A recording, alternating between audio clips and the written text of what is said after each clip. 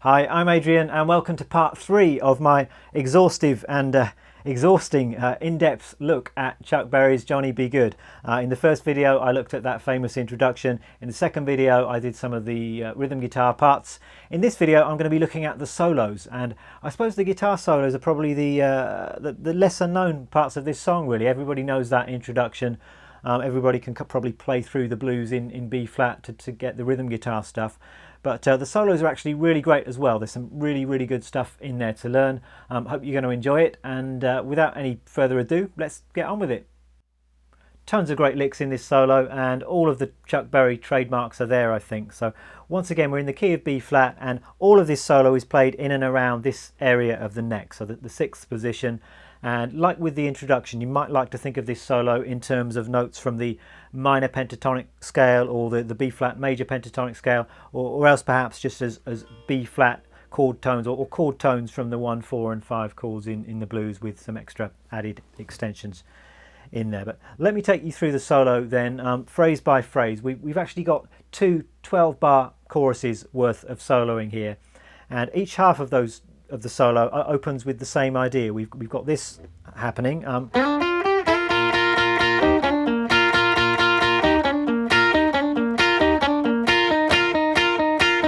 This is where the band are kind of doing these stops, and the guitar is going with it.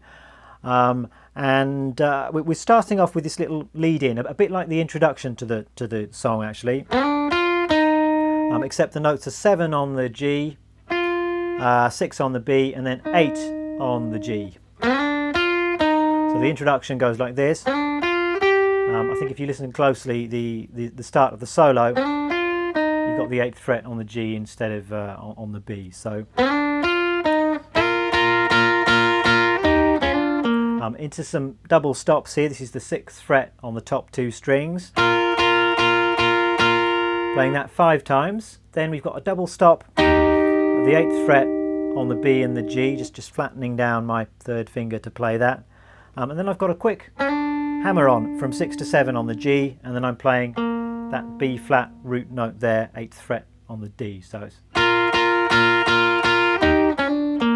even 8th note rhythm, 1 and 2 and 3 and 4 and. So with that little lead in, it goes like this: 1 and 2 and 3 and.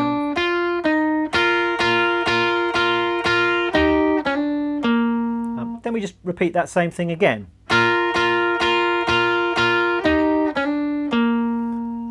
Then we just repeat the second half of that idea.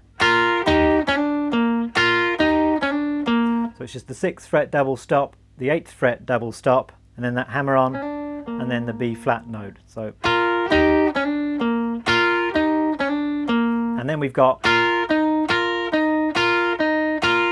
that's just going between the 6th fret double stop and the 8th fret on the G. So if I put all of that together, we've got 1 and 2 and 3.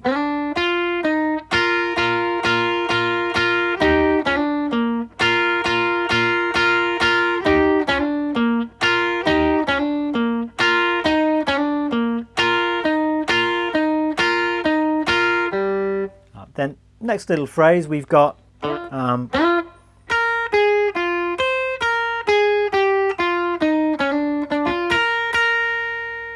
so I'm sliding up to the 10th fret on the G, then I'm playing the 6th fret on the top string, then I've got to pull off from 9 to 6 on the B, 8 to 6 on the high E, then I've got 9, 8, 6 on the B, possibly a double stop there I think, then 8 to 6 on the G with that hammer on to 7, and then we've got that same little raking move that you get in the introduction. So 7 on the G, 6 on the B and the E, just playing that all with one motion of the pick, and then playing that top note again. So that phrase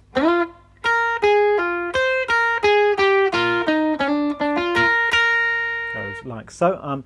Incidentally, we'll be writing all of this out in music and tab for you, so might be helpful just to read along with that and follow along. I'll put a link to that underneath this video, and that will take you through to the web page for this song on my website. But moving on, next phrase we've got is this.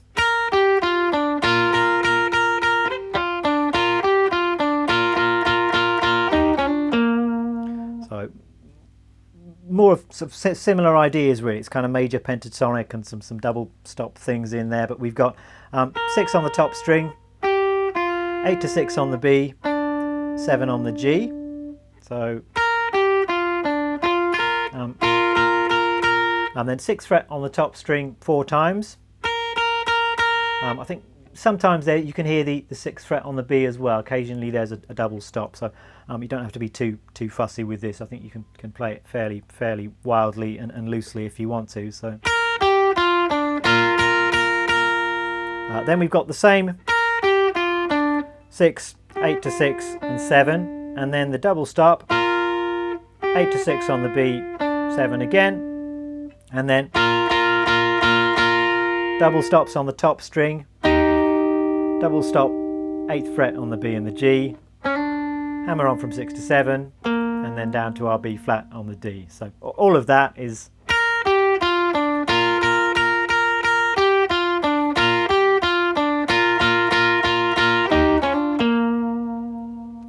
then we've got some more kind of double stops, but this time we're bending. We've got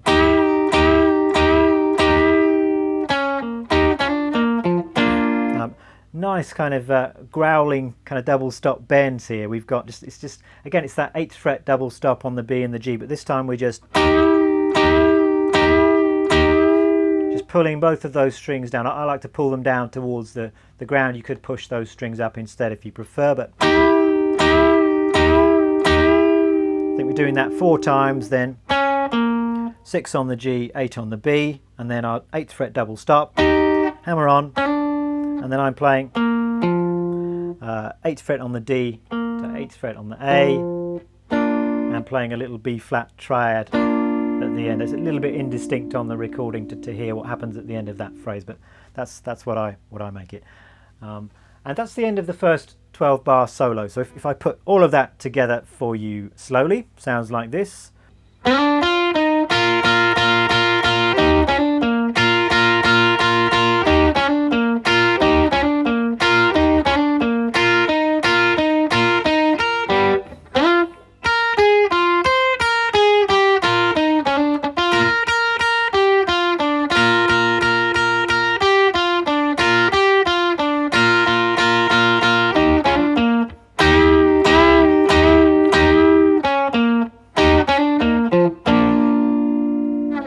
That's the first half of the solo. Then we're on into the second 12 bars.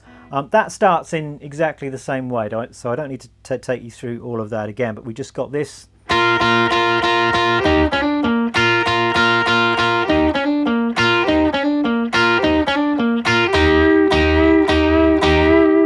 Just ends slightly differently. We go early into some more of that double stop bending stuff. So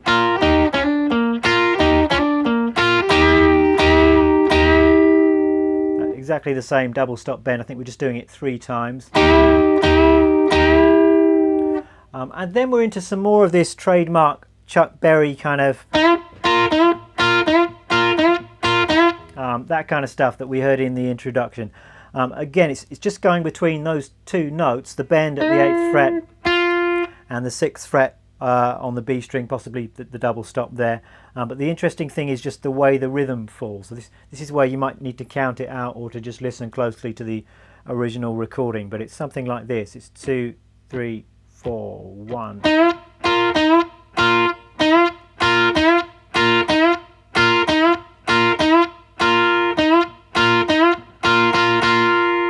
something along those lines. So we're coming in on beat 2, 1, 2, 3 and 4 and 1, 2 and 3 and 4, 1, 2, 3 and 4 and 1, 2 and 3 and 4 and it's coming out of it there with just 3 double stops, 6th fret on the top 2 strings. Nearly there. Last little phrase goes like this.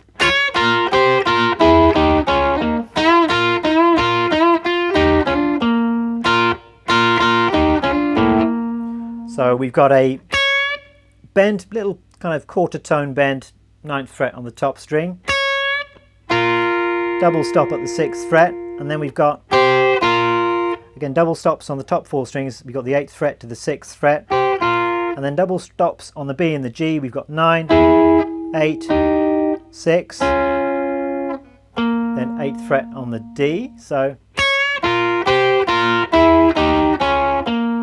then we have the 8th fret on the G bent, double top stop at the 6th fret on the top 2 strings. Do that twice. Bend that same note again. Double stop at the 6th fret, at the 8th fret, hammer on from 6 to 7, back to the 8th fret on the D string. Then we got double stop again on the top 2 strings. So 8, double stop at the 6th fret with the hammer on, back to the root. So hope you've got all that. We've got just from the start of that phrase, we've got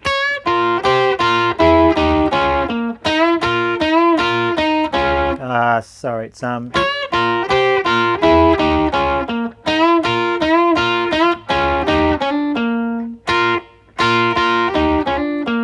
we go. I think I got it right that time. So why don't I just finish by putting the second half of the solo together for you slowly then. 1, 2, 3, 4.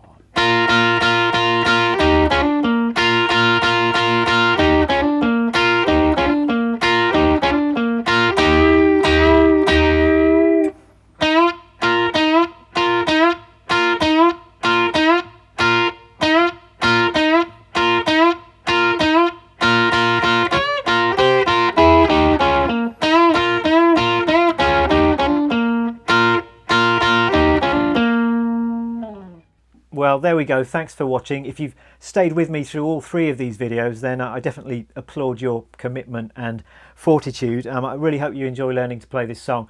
As I said in the very first video, I think you're learning a bit of Chuck Berry and knowing a bit about his style is a really important part of being a guitar player. So I hope you have fun with it, and I'll see you again for some more videos soon, where I'll probably be looking at some really obscure indie song that only about half a dozen people have heard of.